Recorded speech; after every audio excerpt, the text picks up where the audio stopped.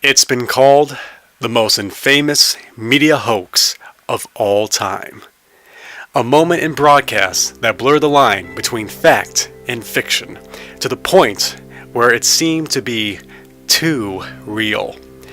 It produced a fantastic and chilling performance from a small cast and crew in a CBS station who brought fame to the world of radio, and to a man that made many people believe invading aliens from Mars were real.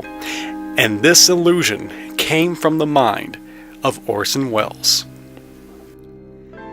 As an inspiring actor, and someone who was always amazed by the technical aspects of great theatrical creations, Orson Welles' broadcast of H.G. Wells' War of the Worlds from 1938 is a fantastic case study.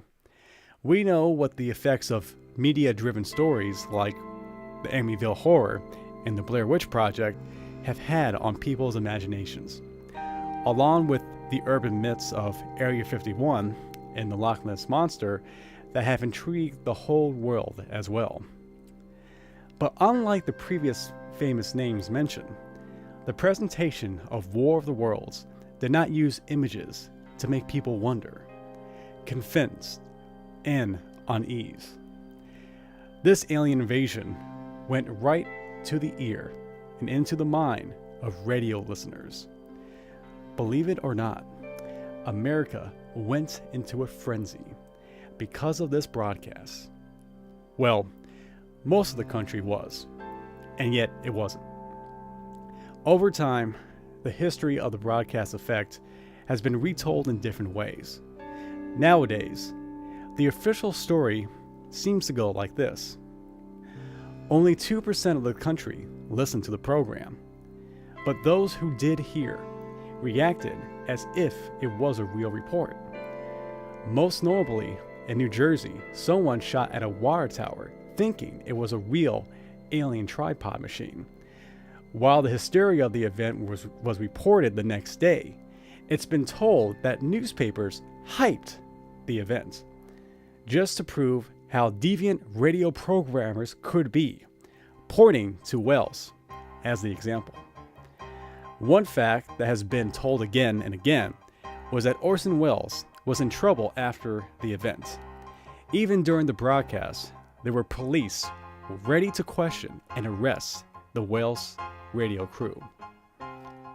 However the story is told, it is a fact that there was a strong reaction from this radio program.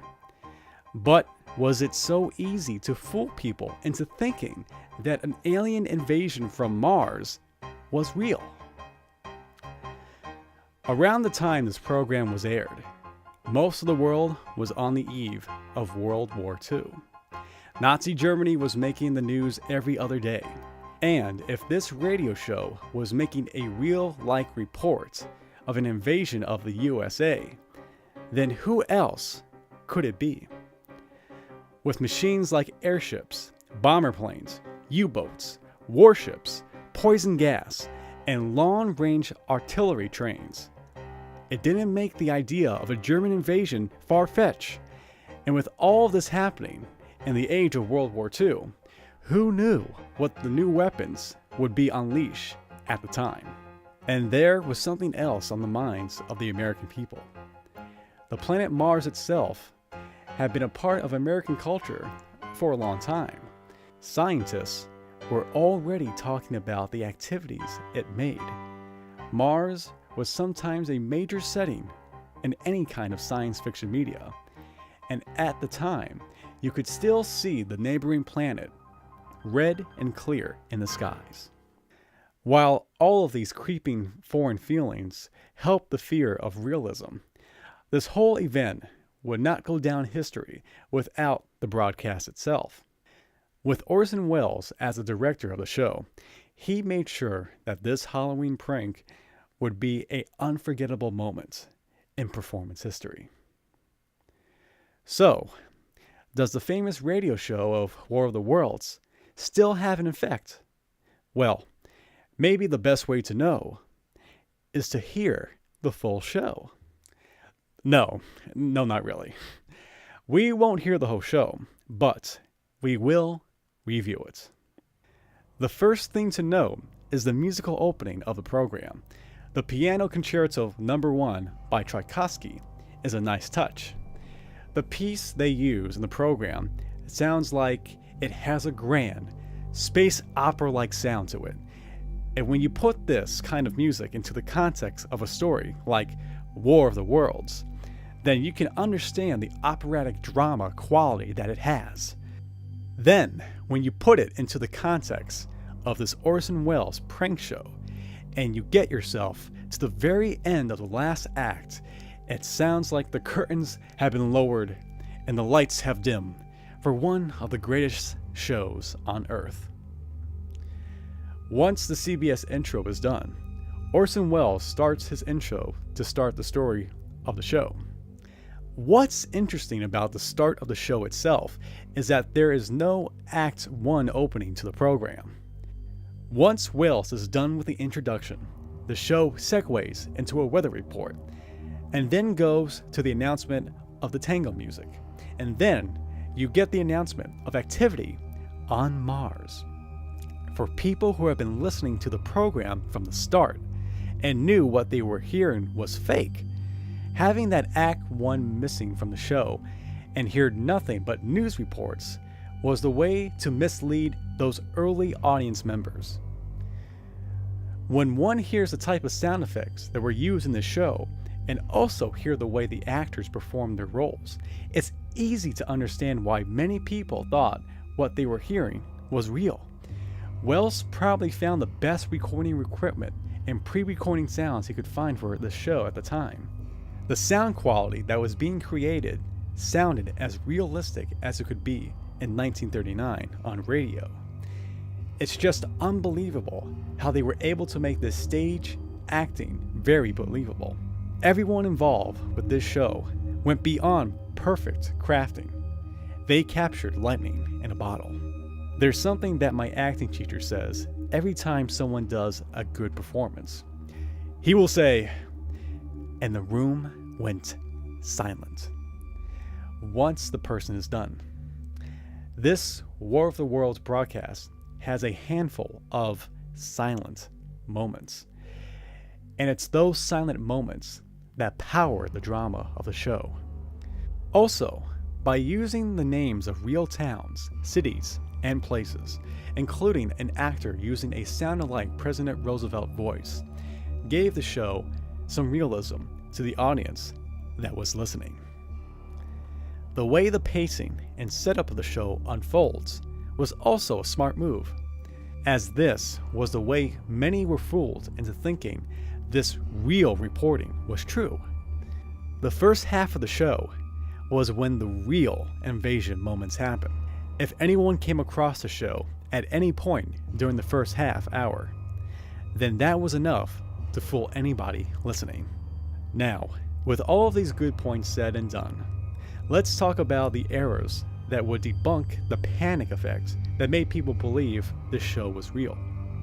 If you were someone who was hearing this program and took the time to think about it, then you would know that it was only a radio play because of a few things.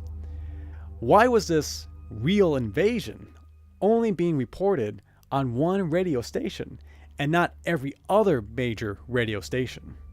How could every event that got reported in the program happen so soon? When one event is over, a new one happens within 15 or 20 seconds of each other. How is it possible that all of these different people, coming from open field farms to bomber planes, are wired to microphones so that we can hear everything that they do? With the exception of the first point, I myself will argue that in times of emergencies, you would have to be in contact with everyone in any situation. And if you're dealing with something as crazy like Martians, then you should track every move they make and give every piece of information that you can give, no matter where you are. By the time the show came back on the air after its first break, and started the show's second half, which focuses on the after effects of the Martian attack wave, a moment that happened in the middle section of the original novel, the panic that was at the core of the radio show's beginning had sent people into a real-life panic. And the moment that happened, a crazy moment in American history was made. I think that Orson Welles just so happened to reveal something about the ideas that we as people let occupy our minds. That yin and yang concept of fact and fiction blurring into one state of mind. It made sense that people were terrified when they heard of a violent invasion taking place in their homeland, and because of what they were hearing was so real, they reacted no matter what. The aftermath of World War I made these same people remember the kinds of mass destruction that could happen to anybody's world. Then there was the Mars element in all of this, the Martian effect.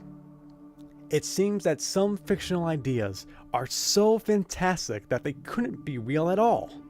But there seems to be some fantastic ideas that might be more true than false.